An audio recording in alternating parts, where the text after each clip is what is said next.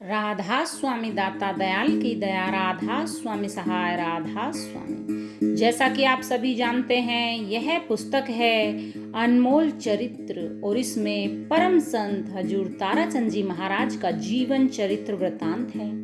अभी तक हमने इस पुस्तक के 355 पेज पढ़ लिए हैं और आज हम पढ़ने जा रहे हैं पेज नंबर 356 से। हर घटना से पहले उसके बारे में टाइटल दिया हुआ है, जिससे कि उस घटना की पहले से ही हमें जानकारी हो जाती है और बड़ा आनंद आता है पढ़ने में और एक जिज्ञासा बनी रहती है। ये स्वयं महाराज जी की वाणी है और कंवर साहिब ने इसको इस पुस्तक में सूचीबद्ध किया है। बेटा, तूने मुझे नाम देकर बचा लिया। मैं अलगपुरा चला गया। हमारी एक बुढ़िया माता थी। उसने कहा, बेटा तूने तो मुझे जिंदा कर दिया। मैंने पूछा, क्या बात है माता जी? उसने कहा, आपने नाम दे दिया, नहीं तो मर जाती। अब तो मैं बच गई। मेरा कर्नल बेटा गुजर गया है। मेरा बेटा जज था, वह भी गुजर गया है। बड़ा भारी धक्का लगा, पर मुझे उनकी अब याद नहीं आती है। मैं ध्यान में मस्त रहती हूँ। यहाँ एक मिस्त्री बैठा है, इसका इकलौता बेटा बहादुरगढ़ में गुजर गया। पता लगने पर मेरी भी आंखों में पानी आ गया। मैंने पूछा, क्या बात है?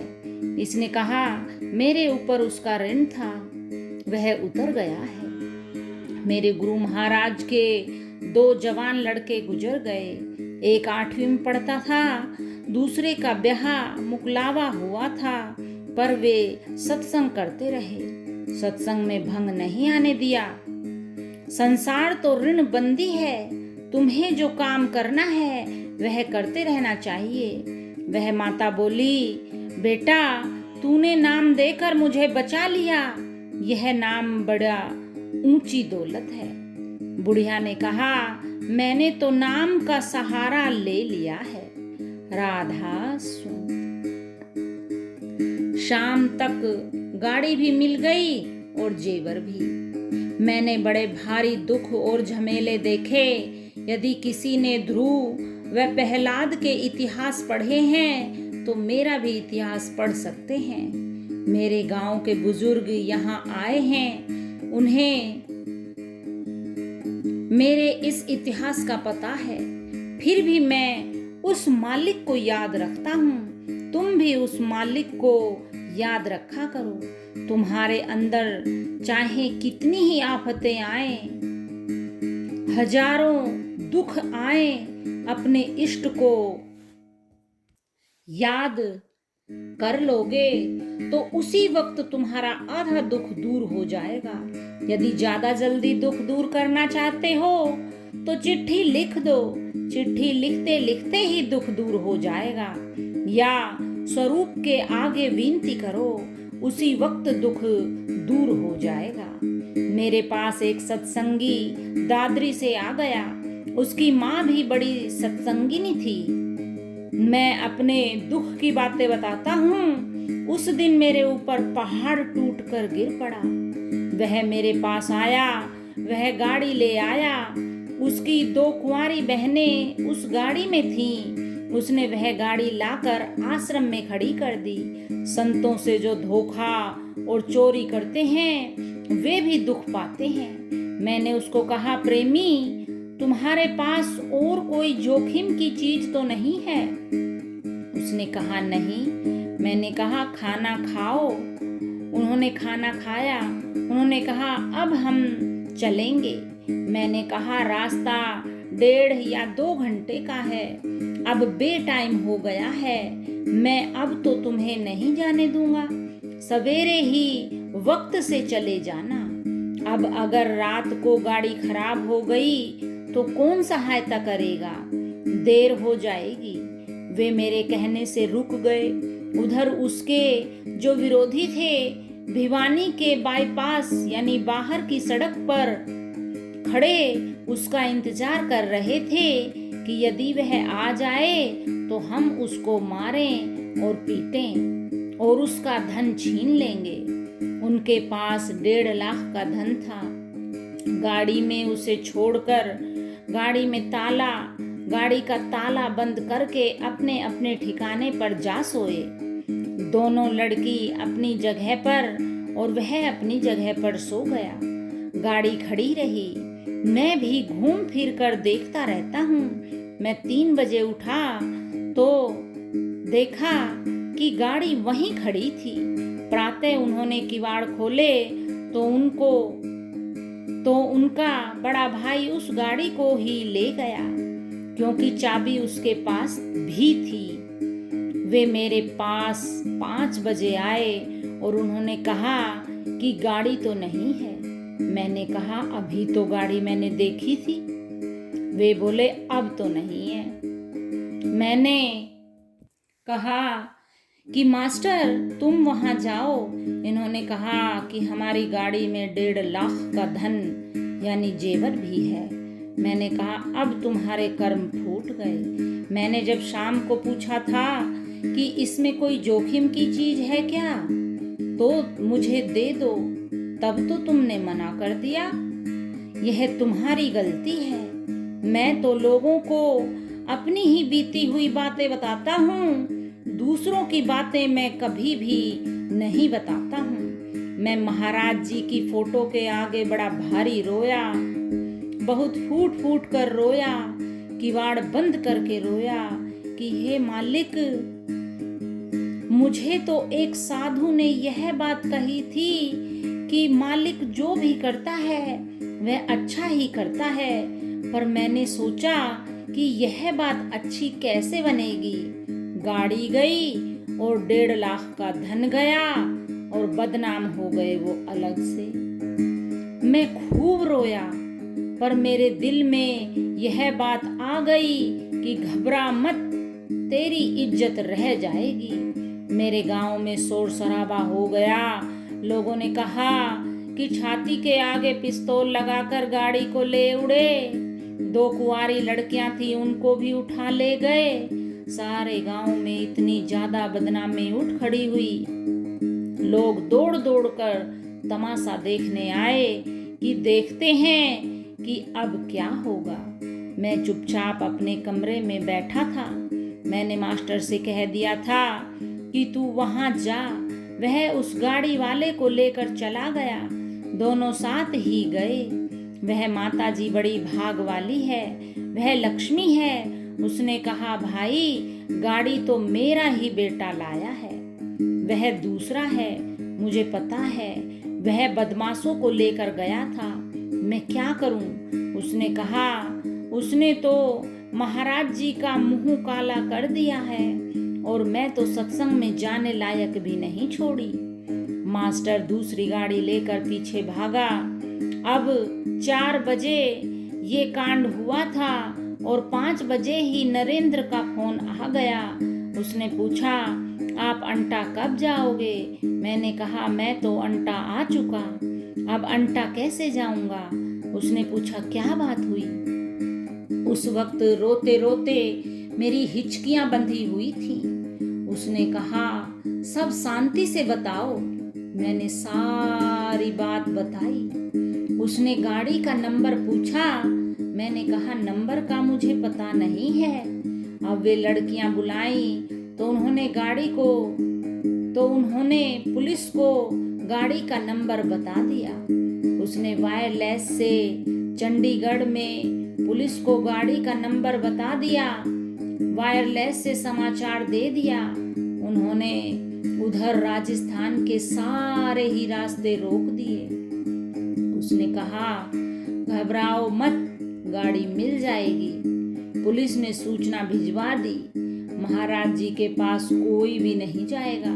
मेरे पास किसी का फोन आया, आप घबराओ मत, गाड़ी को हम लेकर आ रहे हैं। अब मैं ज्यादा नहीं बताता, आपको क्या बताऊं? जो मैंने आपसे कहना था वह बात तो बता ही चुका। मैं स्वरूप के आगे बहुत रोया।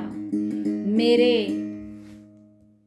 दिल में शांति आ गई। सो आप भी दुखी हो तो आपका कोई भी इष्ट हो उसके आगे विनती करो। तुम्हारा दुख दूर नहीं हो तो मेरे पास आ जाना। शाम को गाड़ी मिल भी गई, वे आदमी भी गाड़ी में थे, वे मिल गए। जेवर भी यूं का यूं मिल गया। वह कैसे मिला? जब उन्होंने गाड़ी भगाई, आगे से गाड़ी आई तो उन्होंने गोली चलाई। उन्होंने एक दो बार जो बंदूक चलाई तो वह नहीं चली। दादरी में आकर एक कोठी में घुस गए तो पीछे पीछे मास्टर जी ने भी अपनी गाड़ी घुसा दी। जब वह जेवर के बक्सों को लेकर भागने लगा तो मास्टर ने उसको पीछे से ठोकर मारी और उस बक्से को छीन लिया। उसने हाथ जोड़ लिए और कहा कि मेरा तो कोई भी कसूर नहीं है। इसने कहा बक्से को इधर दे दो। उसने वह बक्सा इसको संभलवा दिया। मास्टर ने कहा कि अब गाड़ी तेरे नाम पर है। यदि यह गाड़ी तेरे नाम पर नहीं होती तो तुझे आज तेरी नानी याद दिलवा देते। सो ही मैंने जो आपको कहा।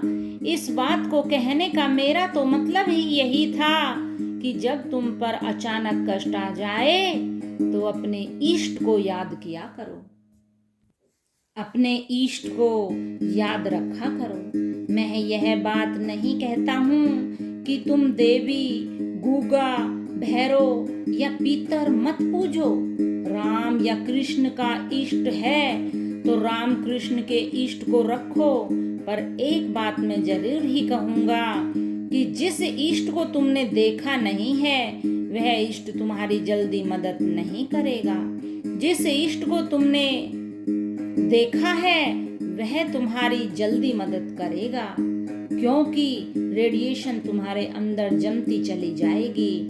जिसको तुमने और तुम्हारे बाप दादा ने भी नहीं देखा और उसका तुम इष्ट बांध कर बैठ जाते हो तो उसकी रेडिएशन इतनी जल्दी नहीं आ पाएगी। राधा स्वामी।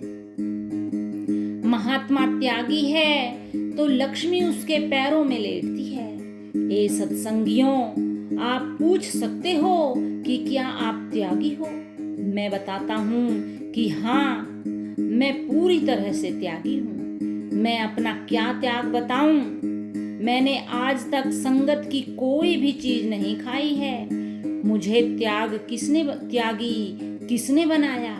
मेरे सतगुरु ने ही मुझे त्यागी बनवाया। और त्यागी के कारण ही, इस त्याग के कारण ही इस आश्रम में करोड़ों रुपए लगा दिए और कोई भी यह नहीं कहता है कि मैंने रुपए दिए हैं या इसने यह काम किया है। यह क्या बात है? बस त्याग की ही बात है। त्याग के साथ ही लक्ष्मी लगी फिरती है। महात्मा त्याग कर दे तो लक्ष्मी उसके पांव में लेटती है। कुबेर भंडारी उसके भंडारे में काम करता रहता है। विश्वकर्मा उसके निर्माण करने में लगा रहता है और सरस्वती देवी उसकी कथाएं लिखने, पढ़ने व सुनने में लगी रहती हैं और संसार उसकी सेवा में आ जाता है। सच्चे संत को बंदूक पिस्तौलों के पहरेदारों की जरूरत नहीं है, उसका त्याग ही उसका काम करता है। 3 चीजें जिस साधु में नहीं है वह दर्शनों के काबिल नहीं है। पहली त्याग, दूसरी युक्ति और तीसरे भजन। त्याग कैसा हो क्या बताऊं? त्याग तो त्याग ही होता है। मैं किसकी बातें बताऊं? मैं तो अपनी ही बातें बता देता हूं। मेरे पीछे से काफी लोग ये बातें बताएंगे। मेरे पास कई चीजें आ जाती हैं। मैं कहता हूँ कि ये पैसे तुम्हें खा जाएंगे, यह धोखा है, ये हेरा फेरी के हैं, ये मत खा लेना। यहाँ अगर कोई सुनेगा तो उसको दुख होगा। तुम्हें एक दिन किसी ने 30-40 हजार रुपए ला कर दिए मुझे एक दिन किसी ने 30-40 हजार रुपए ला कर दिए। मैंने चाचा साधु राम को बुलवाकर कहा, उनके ये पैसे आया करते थे, वे यहाँ अलहदा रखे हैं, इस थैले में हैं। एक बार वे फिर आए तो मुझे 14,000 रुपए दे गए। मैंने कहा, तुम ये क्या करते हो? उन्होंने कहा, आपके रुपए लेने आपको ये रुपए लेने पड़ेंगे। उनका ऐसा हाल हुआ, थोड़े ही दिनों के बाद में उनका बिस्तर गोल हो गया। वे आए और उन्होंने कहा, आपको वे रुपए देकर गए थे? मैंने कहा, जहाँ रख कर गए थे वहीं देख लो। अब वे रुपए 1-1.5 वर्ष के बाद में ज्यों के त्यों वहीं रखे मिल गए। मैंने कहा, इनको संभाल लो, क्योंकि मुझे पहले से ही पता था कि उनका व्यवहार ऐसा है। इस प्रकार का यह धन है। मेरा मास्टर यहाँ पर बैठा है, यह बाल बच्चेदार है। मेरा तो परिवार आप सब लोग हो। मेरे पास एक स्त्री 1,30,000 रुपए लेकर आई। उसने कहा, ये रुपए हैं। मैंने कहा, मास्टर दौड़ कर आ। इसने कहा, क्या बात है? मैंने कहा, देख, उस थैले में सांप है। इसने थैला देखा तो उन रुपयों को देखकर इसका चेहरा सफेद हो गया। मैंने कहा, सांप के डसने से तो आदमी जिंदा भी रह सकता है, पर इनको लेकर जिंदा नहीं रह सकेगा। पागल, होश कर। वे रुपए मैंने उसको वापस दे दिए और उसको कहा, तेरा भाई गरीब है, इन रुपयों से उसका मकान बनवा दे। उसने भाई का मकान नहीं बनवाया। मुझे तो वे दे रहे थे, भाई का मकान नहीं बनवाया तो डूब कर मर जाओ। तुम दाढ़ी वाले को तो नोट देते हो और तुम्हारे भाई गरीब बैठे रहते हैं। क्या तुम भक्ति कर सकते हो? गरीबों की मदद करना सीखो, भूखे नंगों को कपड़ा भोजन देना सीखो। उनकी मदद करोगे तो परमात्मा के दर्शन होंगे। परमात्मा तो गरीबों में ही मिलेगा। मैं यह नहीं कहता हूँ कि तुम मत दो, तुम दोगे वैसा ही लोगे। मनीराम का लड़का जो हमारे पास रहता है, वह प्रेमी मेरे पास आया। वह 5,000 रुपए लेकर आया। उसने कहा, मैं आश्रम में दूंगा। मैंने कहा, पगला, तेरे बच्चों को पाल। वैसे तो उसको बड़े लड़के ने हरिद्वार में कमरा भी बना दिया, पर उसकी हालत ऐसी थी। उसने कहा, मैंने तो ये आश्रम में देने हैं। मास्टर जी ने कहा, ले लो, इनको भी न्यारे रख देना। वही लड़का 12 मास के बाद आया और बोला कि मैंने एक प्लाट ले लिया, अब मुझे 6,000 रुपए की जरूरत है। मैंने कहा, ये ले ले, तेरे 5,000 रुपए थे और 1,000 रुपए तेरे ब्याज के लगा ले, क्योंकि मैं देखता हूँ कि ये पैसे इस आश्रम को ही खा जाएंगे। मेरे दिमाग में जची हुई बातें हैं। भाई रतिराम बैठा है, इसको पता है मेरे विनोद के आश्रम में किसी के ऐसे ही पैसे लग गए थे, हमें परेशानी हो गई। मैंने कहा, क्या बात है, हमारी संगत में परेशानी कैसे हुई? इन्होंने कहा, पता नहीं है। मैंने सोच कर कहा, ये पैसे आए थे उसी दिन से परेशानी है। इन्होंने कहा, हाँ, यही बात है। यदि तुम इस कष्ट से बचना ही चाहते हो तो जानवरों को उन पैसों का अनाज डाल दो। तब उनका अनाज डाला, तभी हमारे आश्रम में शांति आ गई। मेरे काम करने वाले थोड़े से आदमी यहाँ पर हैं, पर सबके दिलों में शांति है, क्योंकि हम ऐसे काम करते ही नहीं हैं। न ही मैं धोखा करता हूँ। एक और शराबी था, उसका भाई यहाँ आया होगा। उसका भाई जगमोहन है। जगमोहन ने कहा, ले लो, ये शराबी है, कहीं तो ये देगा ही। मैंने कहा, मैं तो नहीं लेता। उसने फिर कहा, ले लो, उसके पैसे ले लो। थोड़े से दिन के बाद उसने कहा, लड़कों की गाड़ी का टायर फट गया है। मैंने कहा, 5,000 रुपए ये हैं और 5,000 रुपए और भी ले जा, मैं कर्जा साथ की साथ ही उतारता हूँ। मैं यह भी बता देता हूँ कि संत को जो भी कोई देता है, संत उसका कर्ज उसी वक्त उतार देते हैं। यदि संत का कर्जा 10-15 दिन रह जाता है तो संत दागी हो जाता है। आप लोग सेवा देते हो, उस सेवा का बदला तो उसी वक्त उतर जाता है। संत सतगुरु किसी न किसी तरह से उसको उसी वक्त उतार देता है। उसको संत रखता नहीं है, और जो रह जाता है तो फिर वह कर्जा उसको मार देता है। हमने यह कोठी ली। कोठी बेचने वाले ने यह कहा, मुझे तो 2 या 2.5 लाख रुपए ही दे दो और 1 लाख रुपए हमारे सेवा में लगा लो, इनमें से ये काट लो, हम तो सेवा में ही देना चाहते हैं। मैंने कहा, तू अपने 2.5 लाख रुपए ले ले, पर जो 1 लाख रुपए फालतू बचते हैं तो वे तुम दोनों भाई अपनी अपनी धर्म पत्नियों को दे दो। ये दोनों बैठी हैं, यदि वे उनके नाम न करें तो उनका धर्म ठहरा। मैंने तो ये उनको दिला दिए।